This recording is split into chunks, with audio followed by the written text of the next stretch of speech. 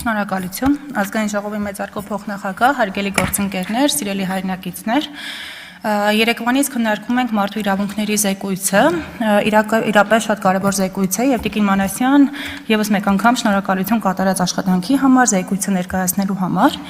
բայց մինչ զեկույցին անդրադառնալը ես ուղղակի չեմ կարող չանդրադառնալ այս օրերին հնչող մի քանի մտքերի, մասնավորապես Հայաստան Դաշնքից երկու կին պատգամավոր Վարչապետի տիկնոջ մասին խոսելուց մեկ ասում է զուգընկերուհին, վարչապետի, մյուսը ասում է սկի ամուսինը չի։ Սիրելի կանայք, պաշտոնապես, սիրելի կանայք, դուք Տիկին Կյուրեղյան, դուք չեք վիրավորում։ Հավատացեք, ես գիտեմ դուք միտում ունեք վիրավորելու, բայց դուք չեք վիրավորում դրանով տիկնոջը։ Դուք դրանով գալիս եք ամբիոնի մոտ, ցույց եք տալիս, որ դուք չունեք քաղաքական խոսք ասելու։ Իսկ մենք ամեն ինչ այնքան լավ ենք անում, որ դուք գալիս եք խոսելու բան չունեք, խոսում եք վարչապետի ու տիկնոջ պետական գրանցումից ամուսնության։ Ես ինքս չունեմ պետական գրանցում, հա, ու ինձ նման դեռ չունեմ, կարող է ունենամ մի տարի հետո, կարող է ունենամ 20 տարի հետո, կարող է չունենամ։ Տեսեք, դուք Եթե դուք ուզում եք ասեք, որ դուք, ու իմ նման հազարավոր կանայք չունեն պետական գրանցում ամուսնության, բայց եթե դուք ուզում եք ասեք, որ դուք պարզապես փաստն եք արձանագրել, այդ դեպքում նաև բարի եղեք արձանագրել օրինակ 4 երեխաների մայր, նաև այդ փաստը արձանագրեք։ Չի կարելի ուղղակի 4 երեխաների մորը 20+ տարի ամուսնացած տիկնոջը գալ այստեղ ուզել վիրավորել զուգընկերուհի ասելով։ Դա վիրավորանք չի, դա եւս մեկ անգամ ասում եմ, ցույց է տալիս ձեր քաղաքական սնանկությունը։ Այստեղ Արծվիկ Մինասյանը ցավոք այստեղ չի, խոսում է, ասում է նախկին նախագահների մասին բաներ մի խոսեք, մի ասեք հանցագործ են, մի ասեք կոռուպցիոներ են, շատ լավ պարոն Մինասյան, բայց դուք Եթե այդքանը հասկանում եք, նույն տրամաբանությամբ ներկայիս վարչապետին, ինչեր ասես, որ չեք ասում, ձեր թիմակիցները դուք ինչեր ասես, որ չեք ասում։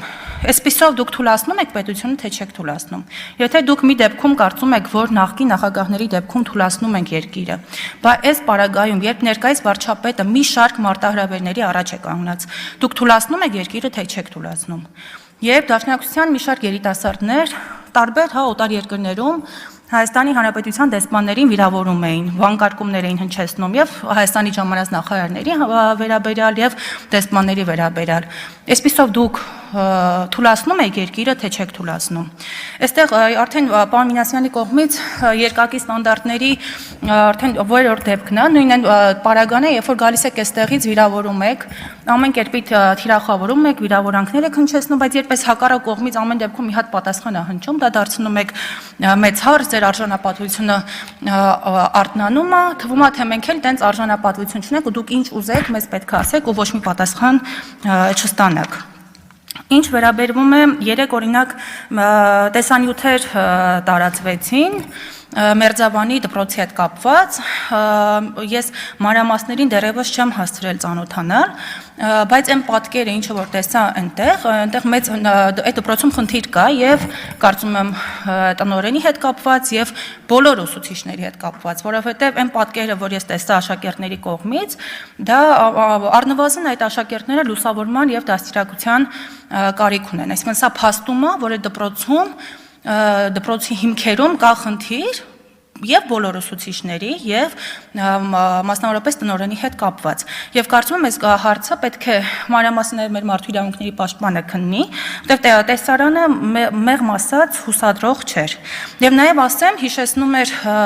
տեղ-տեղ նաեւ հիշեցնում էր Դաշնակցության երիտասարդներին, ովքեր հատարբեր ակցիաներ են անում վիրավորանքներով, հա այդ կամ լրագրողը հարցում է դուք թրքասեր եք,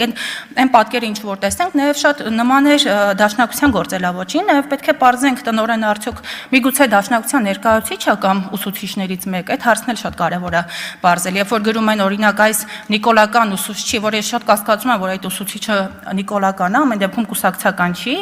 այդպիսի արդեն որակումներ են տալիս, նաև պետք է պարզենք այդտեղ Դաշնակցության նաև գործելավոճներ երևում։ Տիկին Մանասյան, ինչ վերաբերվում է զեկույցին, Զեկույցը իրականում շատ կարևոր է, բայց նաև ցույց է տալիս, թե ինչքան դեռ աշխատանք կա անելու տարբեր ոլորտներում, տարբեր գերատեսչություններում։ Երեք խոսեցինք նաև ընտանիքում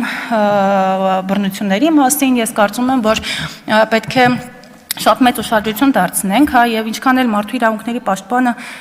լավ աշխատի, ինչքան էլ ոստիկանները լավ աշխատեն, պատկան մարմինները լավ աշխատեն, նաեւ պետք է մեր հասարակության մեջ լինի այն վստահությունը, հա, որ եթե բռնության ենթարկված կինը երեխան դիմում է ոստիկանին, ինքը այլևս ինչու՞ հենց շեշտում ընտանիքում, որովհետեւ շատ դեպքերում վախենում են, որ դիմելուց հետո միգուցե այդ բռնությունը կրկնապատկվի, էլ ավելի վատ լինի իրենց համար։ Պետք է վստահ լինեն, որ դիմելուց հետո իրենք պետության կողմից պաշտպանված կլինեն։ Եվ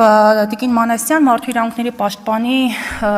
հեղինակությունը վերջին տարիներին բարձրացել է, նաև ինչը ինձ համար մի ցուցանիշ է, ինչը ես ձեր հետ կիսում եմ, որ լսում եմ շատ տեղերից, նույն դպրոցականները խոսում են, ասում են այ երբ իրենց անգամ թվայցիալ թվում է թե իրենց իրավունքները խախտվում են, ասում են այ ես կգնամ մարդու իրավունքների պաշտպանին կդիմեմ։ Սա ինձ համար շատ կարևոր ցուցանիշ է, որ երեխաների համար դուք շատ վստահելի, հա, ինստիտուտ է մարդու իրավունքների պաշտպանի ինստիտուտը։ Թերևս այսքանը, շնորհակալություն։ Ձեզ ևս շնորհակալություն ելույթի համար, Գառնիկ Դանելյան, հաջորդ ելույթի համար։ Գրանցվեք, պարոն Դանելյան, համեցեք։